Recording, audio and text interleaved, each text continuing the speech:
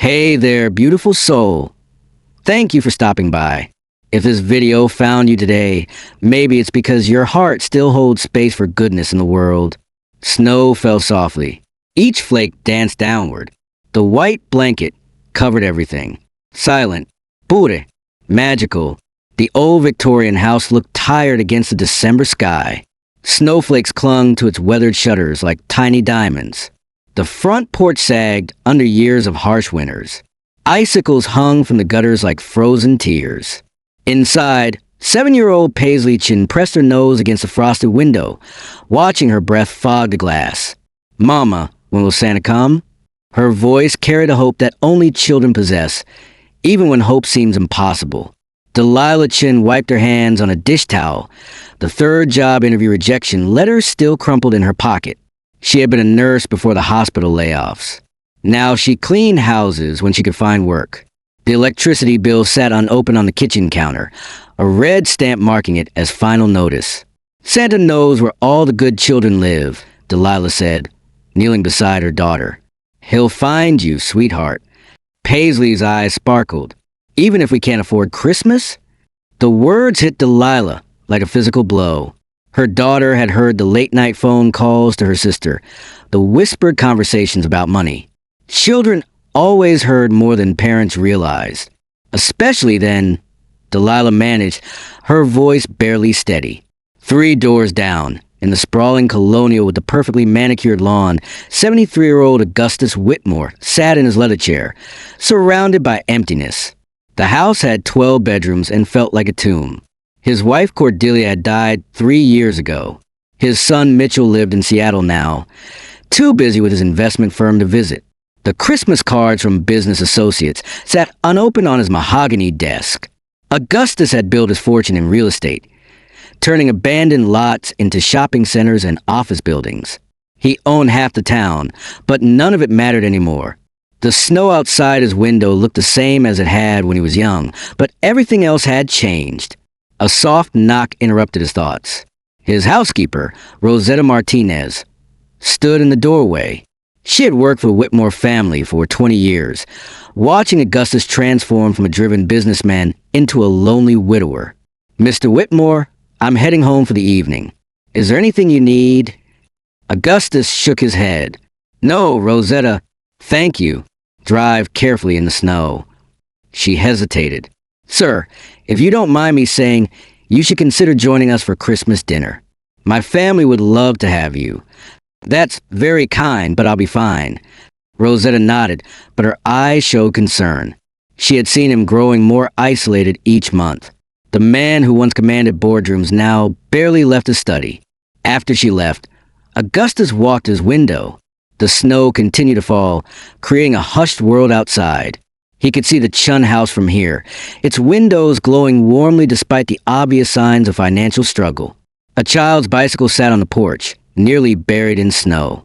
A wreath made of pine branches hung on the door, held together with what looked like dental floss. Back at the Chun house, Paisley sat at the kitchen table, carefully mixing flour and sugar in a plastic bowl. Her mother had found the ingredients in the back of their pantry, leftovers from better times. "Are you sure these will be good enough for Santa?" Paisley asked, her small hands working the dough. Delilah smiled, remembering her own mother teaching her to bake. The best cookies are made with love, not expensive ingredients. They worked together in comfortable silence, the warmth of the oven fighting against the December cold. The house smelled like vanilla and cinnamon, masking the worry that hung in the air like fog. "Mama, why don't we have money for Christmas?" Paisley asked suddenly. Delilah's hand stilled. How do you explain unemployment to a 7-year-old? How do you tell a child that sometimes adults fail, that sometimes life becomes too heavy to carry? "Sometimes grown-ups have to wait for new jobs," she said carefully.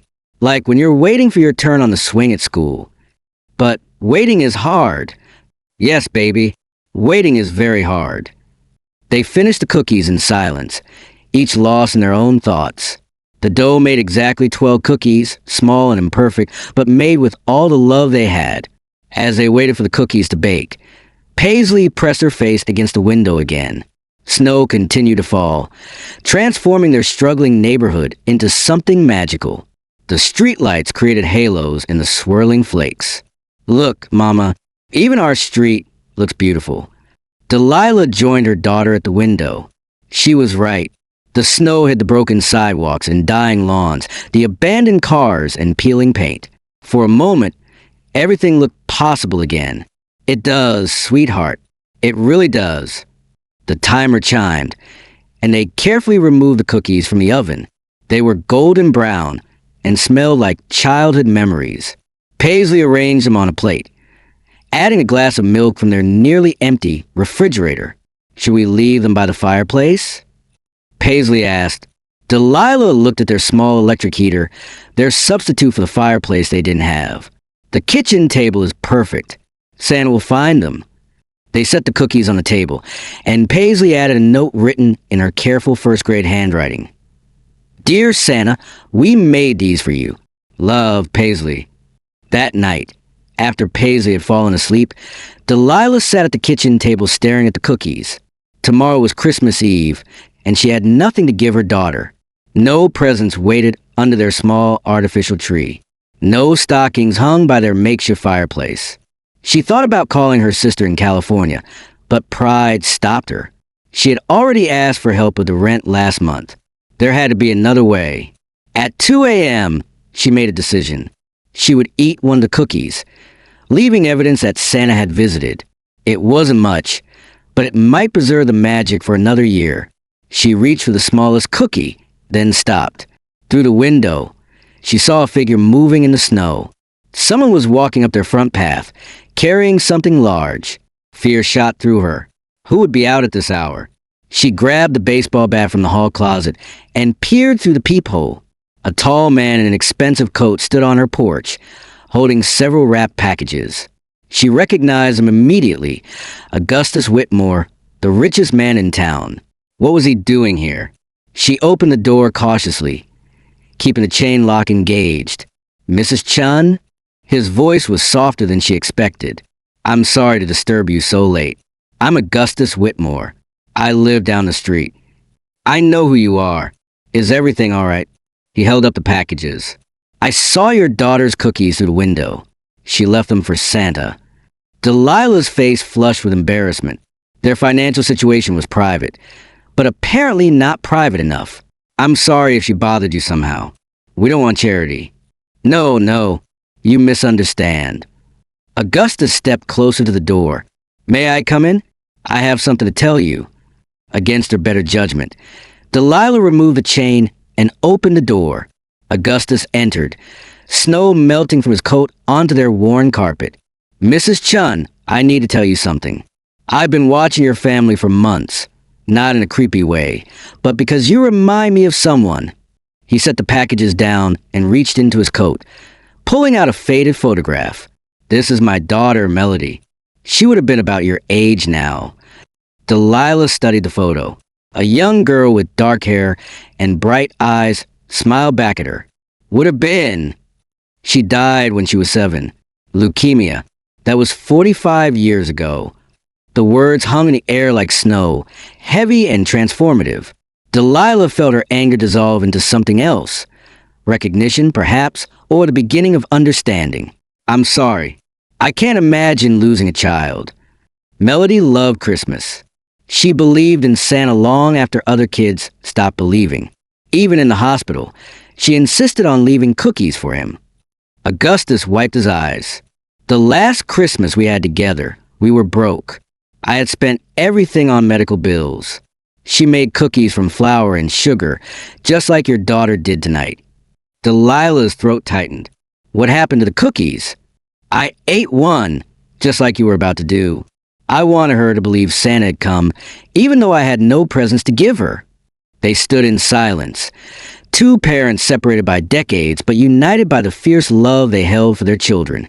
She died 3 days after Christmas, Augustus continued. I spent the next 40 years building a fortune, telling myself it was to honor her memory. But the truth is, I was running from pain. Mr. Whitmore, I appreciate you sharing this with me, but I still don't understand why you're here.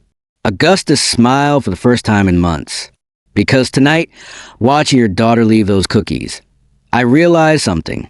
Melody's gift wasn't the cookies she made. It was a belief she had, the hope she carried even when everything looked impossible. He gestured to the packages. "These aren't charity, Mrs. Chun. They're my daughter's Christmas presents. The ones I never got to give her." Delilah stared at the wrapped boxes, understanding slowly dawning. "You want to give them to Paisley? If you'll let me. I don't want to intrude on your family, but I need to do this. For Melody, for your daughter, for the magic that children carry." Delilah looked at this wealthy man standing in her humble kitchen and saw not a stranger offering charity, but father trying to heal a wound that had festered for 40 years. "She would love that," Delilah whispered. Augustus nodded, tears streaming down his face. "There's something else. I own the hospital where you used to work. I'm the one who made the decision to cut staff. I didn't know you personally, but I destroyed your livelihood to save money I didn't even need." The revelation hit Delilah like a physical blow. This man had caused their financial ruin, and now he stood in her kitchen offering gifts. The irony was almost too much to bear. "I can't undo what I did," Augustus continued, "but I can try to make it right. I want to offer you a job, not as charity, but because I need someone to help me figure out how to be human again." "What kind of job?" "I'm starting a foundation. Medical care for families who can't afford it. I need someone who understands both healthcare and what it means to struggle. Someone who can help me spend my money in ways that matter." Delilah looked around her kitchen, at the cookies still sitting on the table, at the photo of his daughter in his hands. Sometimes life offered second chances wrapped in the most unexpected packages. "I'll think about it," she said finally. "That's all I can ask." They arranged the presents under the small tree, and Augustus prepared to leave. As he reached the door, he turned back. "Mrs. Chun, there's one more thing. I ate one of the cookies. I hope that's okay." Delilah smiled. "Santa always eats the cookies. Even when he's 73 and has forgotten how to believe in magic, especially then." Augustus walked home through the snow, feeling lighter than he had in years. Behind him, the Chun house glowed with warm light, and somewhere in the distance, church bells chimed midnight. Christmas morning arrived with brilliant sunshine, reflecting off fresh snow. Paisley woke to find a cookie plate empty except for crumbs and a note. "Thank you for the cookies, Paisley. They were made with love, and that's the most important ingredient. Love, Santa." The presents under the tree were more than she had ever imagined. Books and art supplies, a warm winter coat, and a small snow globe with a tiny house inside that looked just like theirs. "Mama, how did Santa know exactly what I wanted?" Delilah smiled, thinking of the broken man who had found his way to their door. Sometimes Santa gets help from people who remember what it's like to be a child. Later that morning, Augustus knocked on their door again. This time, he carried a tray with fresh coffee and homemade pastries from the bakery downtown. "I thought you might like breakfast," he said shyly. Paisley ran to the door, still in her pajamas, holding the snow globe. "Are you the helper Santa told me about?" Augustus knelt down to her level. "I think maybe you're the helper Santa told me about." They spent Christmas morning together. Three people who had found each other in the most unexpected way. Augustus told stories about his daughter, while Paisley showed him her presents and made him laugh with her observations about the world. "Mr. Whitmore," Paisley said suddenly, "do you want to have Christmas dinner with us? Mama's making something special." Augustus looked at Delilah, who nodded. "We'd love to have you. I would be honored." As they prepared dinner together, Augustus found himself remembering how to be part of family. He helped Paisley set the table, while Delilah worked magic with their simple ingredients. The meal wasn't fancy, but it was filled with laughter and warmth. "This is the best Christmas I've had in years," Augustus said as they finished eating. "Even without expensive food?" Paisley asked. "Especially without expensive food. The best things in life can't be bought, sweet girl. They have to be shared." 6 months later, the Chun family moved into a small apartment above the new foundation office. Delilah had taken the job, using her nursing background to help families navigate medical crises. The work was meaningful, and for the first time in years, she felt like she was making a difference. Augustus had become like a grandfather to Paisley, teaching her about business and life while she taught him about wonder and joy. The foundation had helped dozens of families, but Augustus always said it had helped him most of all.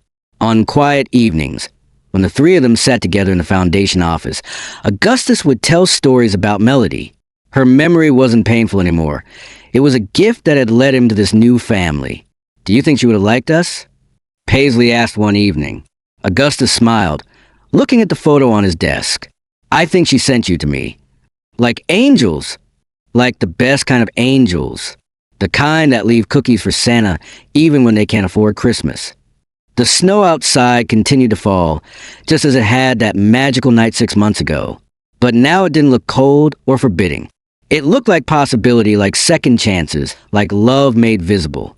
In the end, Augustus learned that the greatest fortune wasn't the one he had built, but the one he had found in a little girl's belief that kindness still existed in the world. And Paisley learned that sometimes the best gifts come not from Santa's workshop, but from the hearts of people who remember what it means to hope. The cookies had been just cookies, flour and sugar mixed with love. But they had become something more, a bridge between two broken hearts, a reminder that even in the darkest times, there are still people who believe in magic.